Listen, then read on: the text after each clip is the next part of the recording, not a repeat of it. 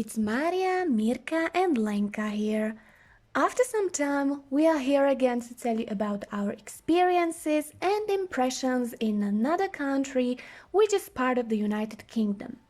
But first of all, we had to gather somehow, and unfortunately for some of us being afraid of heights and airplanes, well, we had to fly. So we overcame the phobia and hooray to the plane. The flight was without complications, we survived it, and after we checked in the hotel, we went straight to the city awaiting us with pleasant weather and friendly atmosphere. And what was the city?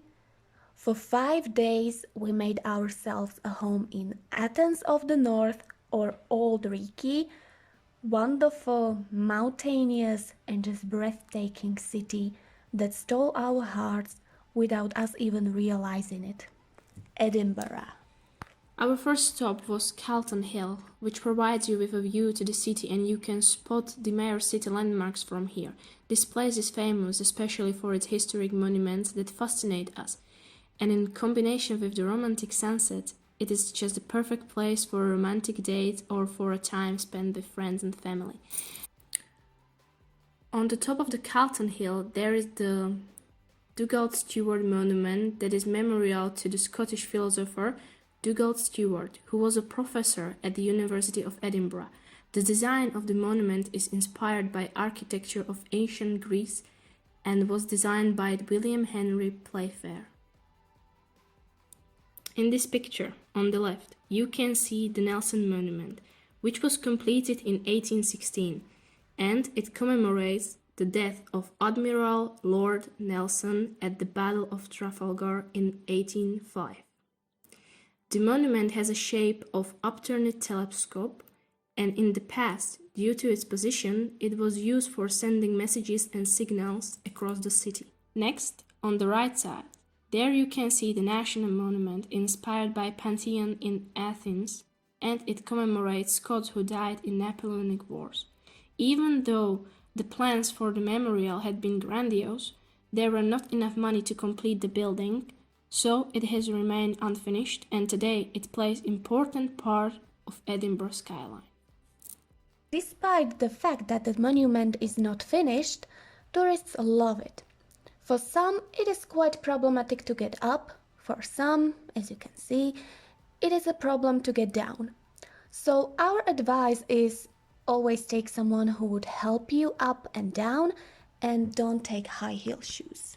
But let's continue, and here you can see the City Observatory or the Calton Hill Observatory, whose central building resembles Greek temple and was also designed by Playfair. Here you can see the Gothic tower which is part of the observatory. On the left side there is also Old Royal High School, a neoclassical government building, and right across the road there is the Burns Monument designed by Thomas Hamilton. From the Calton Hill, as mentioned before, there is a spectacular view on the city and the artist's seat, as well as on the Holyrood Palace here. Our steps then continue to the Edinburgh Castle, which is the dominant landmark of the city, being located on the Castle Rock and one of the most famous Scottish castles. There is an opportunity to take the audio guide tour, which tells you the history of the castle and interesting background details. Since 1995, the castle is the part of UNESCO World Heritage Site. We walked in the footsteps of Scottish kings and queens and enjoyed the history from the first hand. The view from the castle provides you the city in your hand, and even a worse weather doesn't ruin this experience. The oldest part of the castle is St. Margaret's Chapel, which dates back to the 12th century, and in the castle area you can also find the Scottish National War Memorial or the National War Museum of Scotland. The castle is home to the Scottish crown jewels, and in the past it was the royal residence as well as a military stronghold.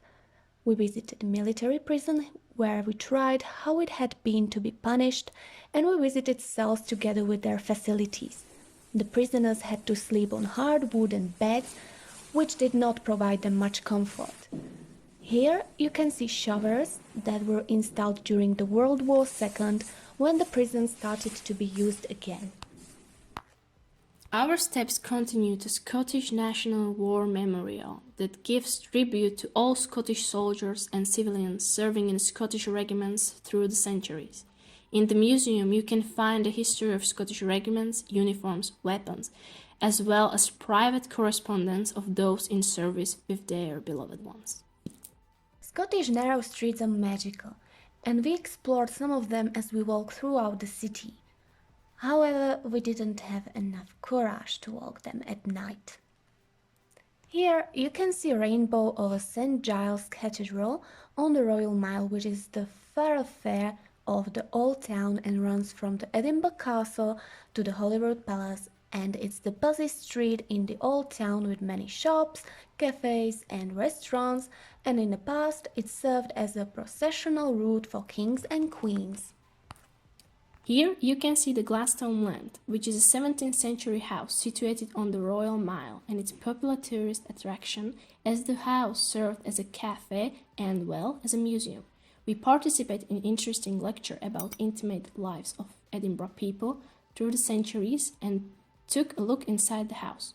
What was different from the other museums, we were allowed to touch the furniture, sit on the beds and chairs, so we really had a feeling that we lived in the past.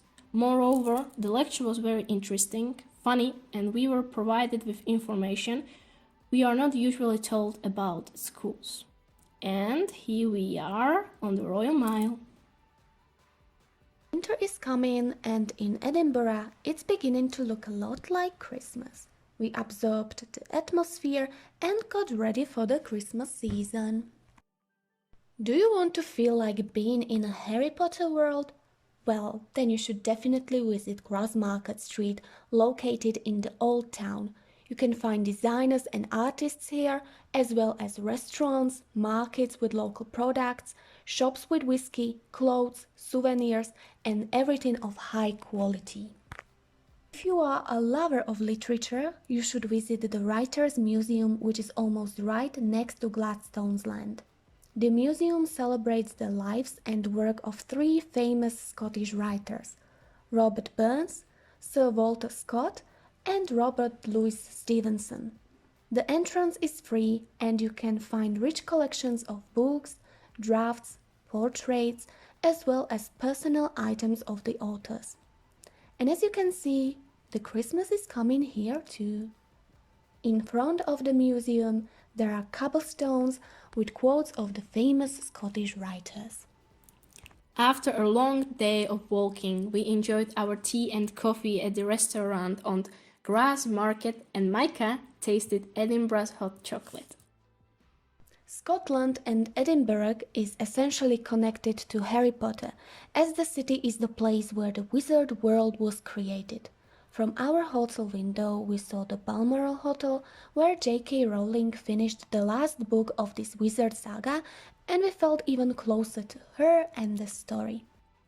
And our searching for Harry Potter did not stop here. We visited museums and shops dedicated to him and the wizard world. And girls found their own wizard's wands. If you are a fan of Harry Potter and you want to know more about it, Edinburgh is definitely a place you should go. Archer's Seat is the highest peak in Edinburgh, situated in the Holyrood Park. The hill is 250 meters high and provides wonderful panoramic view on the whole city. Even though at the first sight it seems that it would take some time to climb it, the way up is relatively easy and short. During our way up, we met ravens, which were friendly, and they walked with us the whole way up.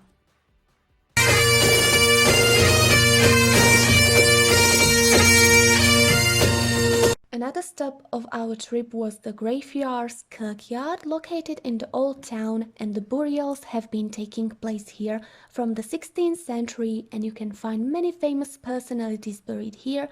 Names of some can be found on the board. And did you notice the black cat in a window? Even though cemetery is not a place where you probably want to spend much time, we had a pleasant weather and the atmosphere there was just calming and relaxing. In this cemetery, you can find a grave of Thomas Riddle, who was an inspiration for J.K. Rowling's character in Harry Potter books. Therefore, this place is touristic attraction among fans of Harry Potter. We also made a short visit of Graveyard Kirk, which is a parish church founded in 1620 and is named for the Observantine Franciscans or graveyards.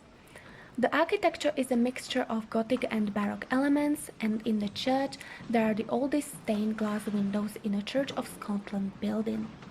You can also see the pipe organ that was installed to the church in 1989, and in the upper right corner there is a tree of wishes where anyone can write their wish, acknowledgement or a prayer, and when you read carefully you would notice various languages. Thanks to us, Slovak is also part of a tree. Greyfriars Kirkyard was not only cemetery we visited. Here you can see Old Calton Cemetery, where several notable Scots found their rest. In the graveyard there is also Scottish-American Soldiers Monument, Political Martyrs Monument, and one of the dominant buildings in the graveyard is David Hume Mausoleum. The place and its monuments are protected. And here you can see a cemetery in Dean Village. We just bumped into and enjoyed the atmosphere there. If you are a lover of nature and peace, you should visit Dean Village, where in the past milling of water mills took place. The mills were driven by the water from the Water of Leigh. The village is just a few minutes from the Princess Street, but you will feel that you are far away from a rush of the capital city. During our visit there, we focused on traditional architecture of houses, and Micah was fascinated by plumbing system, tubes visible on the walls of the buildings without any effort of the architects to hide them. Then we visited the oldest pub in Edinburgh, the White Hart Inn, situated in Grassmarket and established in 1516. We had lunch together and tried some Scottish specialties such as haggis, which is a savory pudding containing sheep's pluck minced with onion, oatmeal, sweet spices and salt mixed with stock. And another discovery about Scottish food: everything is spicy. So for dinner we visited something different and went straight to Hard Rock Cafe, where we enjoyed dishes that were not spicy, as you can see. And tea, of course. Don't like tea? What about some whiskey then? The only problem with the whiskey was to choose the right one. One of the main touristic attractions in Edinburgh is Holyrood Palace, located at the bottom of the Royal Mile. It is the official residence of the British monarch in Scotland since the 16th century, and state occasions take place here. We visited the apartments of Mary, Queen of Scots, as well as the Queen's Gallery. In the palace there are also private apartments of members of the royal family, which are not open for the public. Audio guide tours will tell you the story of the palace with its most interesting and sometimes surprising details. In the palace there was a playroom where Lenka tried how it would be to dress like a queen. When being in Scotland, we made a stop in National Museum of Scotland, which you can visit for free, and spend several hours walking through the large building, providing history of our world from the ancient times through our world wars up to modern era. You can discover the history of monarchs, fashion, as well as revolution in ways of transport, communication, the secrets of life, and much more.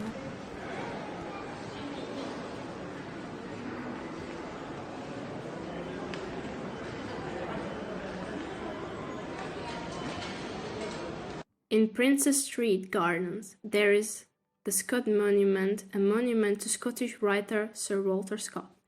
It is built in a Victorian Gothic style, and it is the second largest monument built to the writer in the world. Finished in 1844. In the monument, there is the statue of Scott with his dog Maida, and you can find 64 figures of characters from his novels on the monument.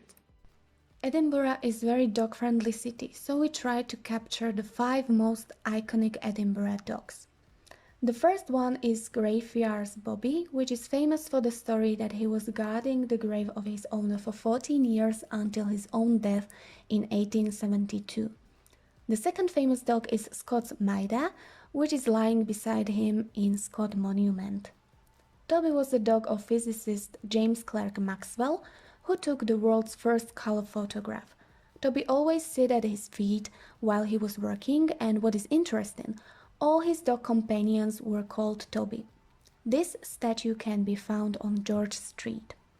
Other two famous Edinburgh dogs, Boom, which was a dog from San Diego and survived a railway accident, and Coolin, which was the childhood pet of writer Robert Louis Stevenson, we did not find. However, we found our own Edinburgh dogs in a supermarket. And what else did we find? Tartan. Tartan, tartan, tartan, tartan everywhere. Whichever color you can think of, it was there. Each combination of colors and patterns is associated with a particular Scottish clan. Today, tartan is worn to express person's Scottish nationality and is famous all around the world. Scottish music is defined predominantly by bagpipes and drums, and it is an inseparable part of Scottish culture and history.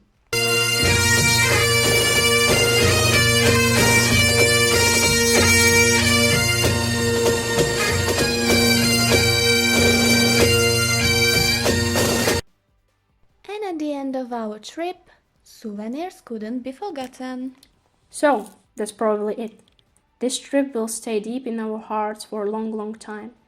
Because we explored new places, met new friends, got to know each other in various situations, and learned something new. The sunset, the streets, the buildings and monuments, nice and smiling people everywhere, a magical atmosphere that is not even possible to describe with a history in each corner. Edinburgh, we will miss you. But we believe this was not the last time we met, because you have much more to offer. Thank you. See you soon. Bye bye.